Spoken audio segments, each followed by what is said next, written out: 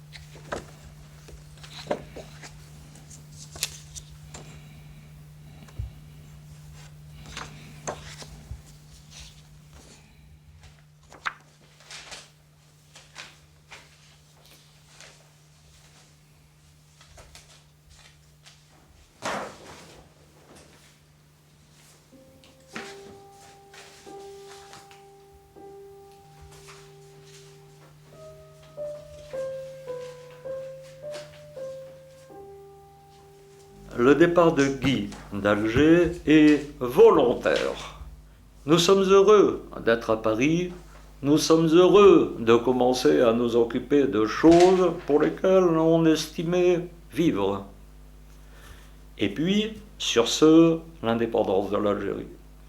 Nous n'avions non seulement rien contre l'indépendance, mais nous trouvions normal que ce pays pût accéder à l'indépendance pour les X critères politiques que vous imaginez.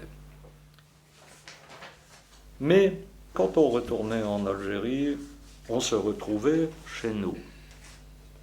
Et à la fois, on se sentait étranger.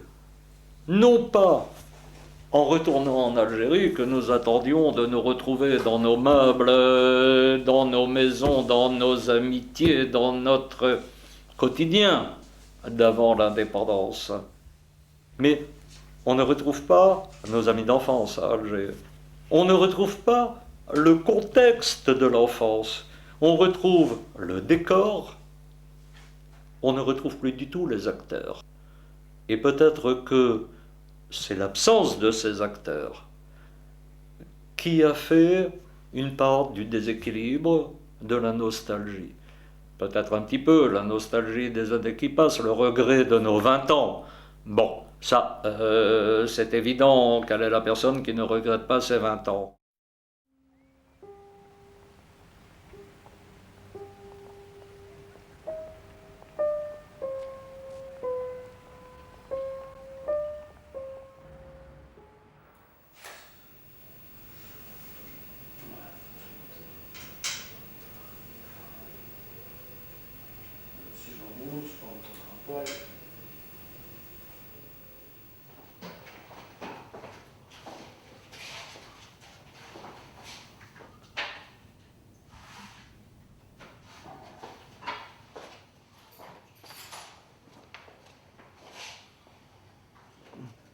Deux, trois, quatre, cinq. Tac, tac. Tac. Ok, et ensuite, alors c'est là où vous faites faire.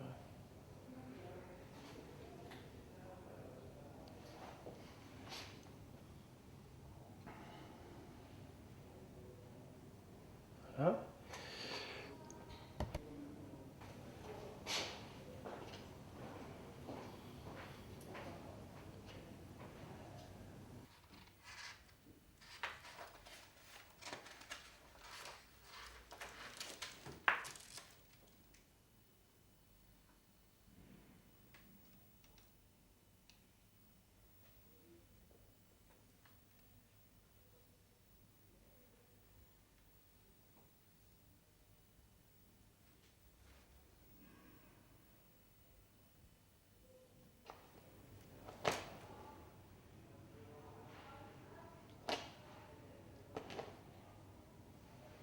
Il fit le tour de l'hôtel et prit le chemin abrupt qui menait à la ville.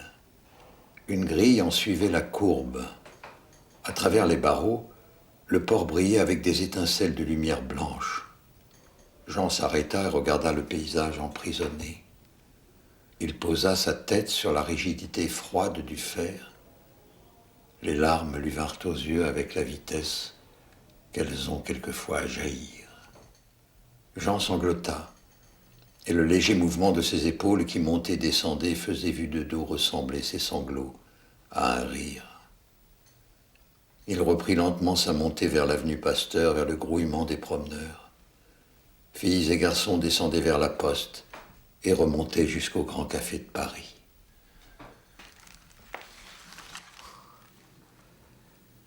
Midi, c'était l'heure qu'il préférait à Tanger, avec toute cette chaleur et les rues vides. Le Grand Café de France, où les places sont convoitées le soir, était désert. Seuls deux vieillards allemands dans la pénombre autour d'une table ronde recouverte de cuir vert faisaient la cour à deux garçons de Casablanca, torse nu, qui les écoutaient en riant. Du panorama de l'avenue Pasteur, Jean admira le port et les plages. Puis il grimpa la rue qui menait au Grand Marché, à la recherche du café où il aimait se cacher. Le patron, Carlos Carlotto, un vieil espagnol qu'une photographie au comptoir montrait dans sa jeunesse, avait poché sur le papier bleu de ses murs des papillons argentés. Les deux hommes parlèrent du temps qui passait et de gens qui ne changeaient pas. « Tu ne bouges pas », répétait Carlos, admiratif. Cette phrase, si souvent entendue, terrifiait le peintre qui, attaché à son apparence juvénile, redoutait le moment où, fatalement, il cesserait de l'entendre et les autres de la lui répéter. Comme il aimait le faire, il avait introduit ces quelques mots peints glissés sur une partie obscure d'un de ses tableaux. Beaux enfants de 20 ans, déjà adultes, et bientôt si vite vieillards. Il fut question de quelques potins tangérois, puis Carlos Carlotto laissa Jean dans le silence qu'il était venu chercher.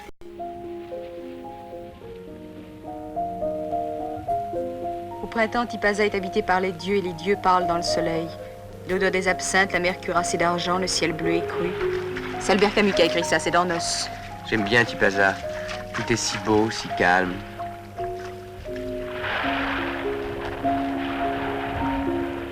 C'est quand tout est si beau qu'on a l'air encore plus moche. La guerre, ça ne devrait pas exister.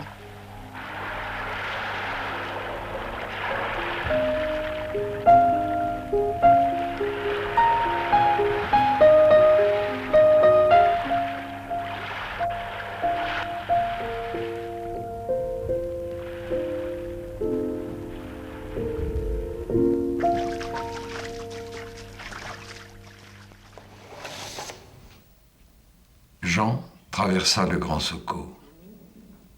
Les images qui l'avaient frappé il y a 20 ans venaient à sa rencontre. Les lueurs oranges du couchant donnaient aux morceaux de viande exposés à l'étal des boucheries la couleur des coquelicots. Cette lumière désolante, parce que si belle, fugitive et fuyante, changeait de seconde en seconde. Elle passait sur le marché, qu'elle badigeonnait d'or rouge, sautait sur les fruits, les légumes et les fleurs. Lumière si violente qu'elle semblait mettre tout à feu. Les derniers rayons caressaient les cheveux des femmes rougies déjà par le henné, puis pâlissaient et s'effaçaient chassés par le bleu d'encre du ciel.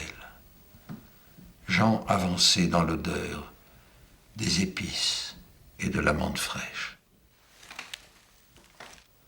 Sur l'allée des glaciers, les familles d'un côté et les enfants de l'autre dégustaient des boules de fraises et de citron. Le peintre acheta un cornet de vanille et s'assit sur un banc de ciment. De là, il contempla la nuit qui tombait sur la mer.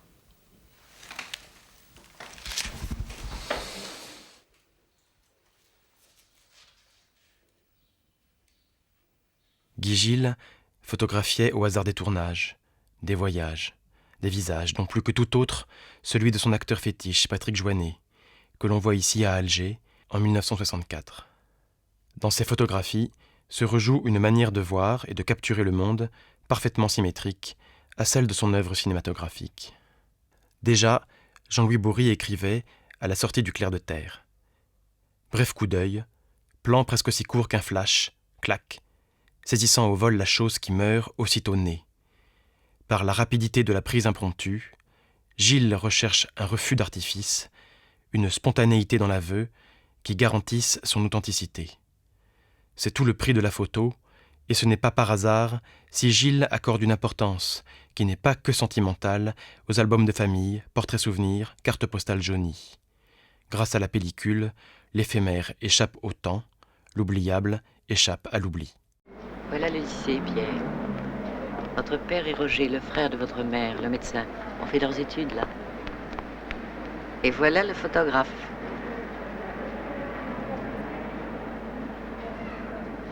Il y a des chances pour que ce soit lui qui vous ait photographié dans les bras de votre mère. Pas le photographe, l'appareil. Il se le repasse de génération en génération. Bonjour. Bonjour. تفضل عم تصور؟ Oui, ça nous fait un petit souvenir. Oui.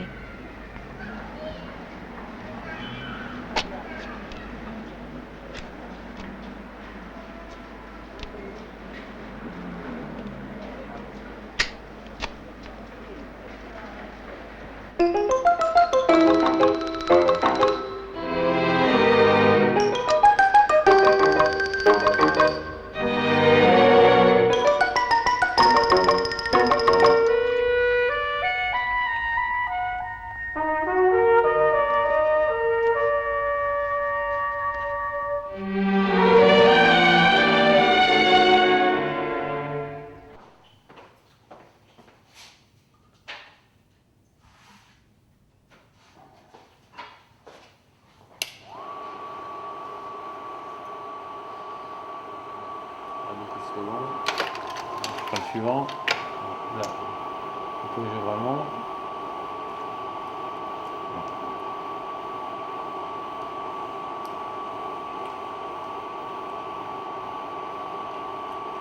Non.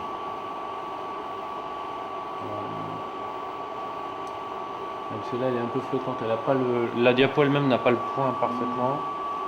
Donc, du coup, je suis obligé de faire une correction là. Du coup, là, le cadre est un peu plus grand que tout à l'heure, c'est pas grave? Non, ça va.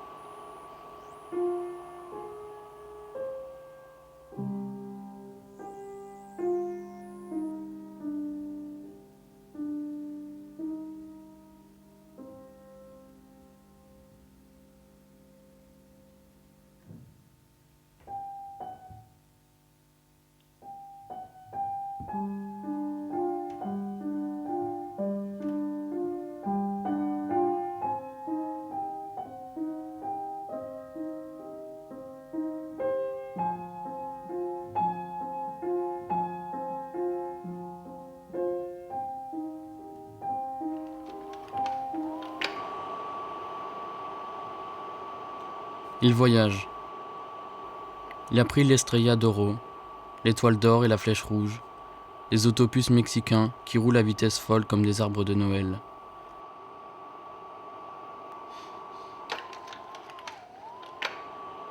Il croise des camions, beaucoup de camions. C'est la route d'Acapulco. Tantôt le désert et tantôt les montagnes bleues. et les arrêts où l'on boit et mange un peu, et l'on se passe un peu d'eau sur le visage tant il fait chaud. On repart. Il y a un enfant qui vend des boissons fraîches et dont le sourire rivalise avec l'éclat de la lumière des bocaux de rafraîchissement. Il retrouve un instant le goût de la photographie.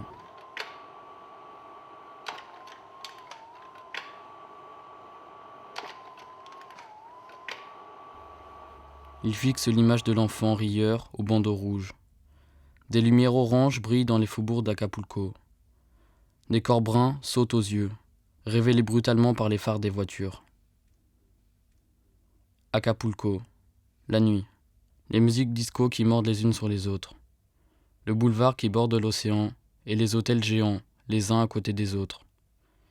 Il s'enferme dans la chambre blanche avec les 2 lits jumeaux, au couvre-lit vert et orange. Il regarde le lit vide à côté de lui. Il pose sur la table de nuit la photographie d'Annabella et le manège des Mexicains. Il prend un somnifère, il s'endort. Il n'entend plus le ronronnement du ventilateur, ni le bruit de l'océan.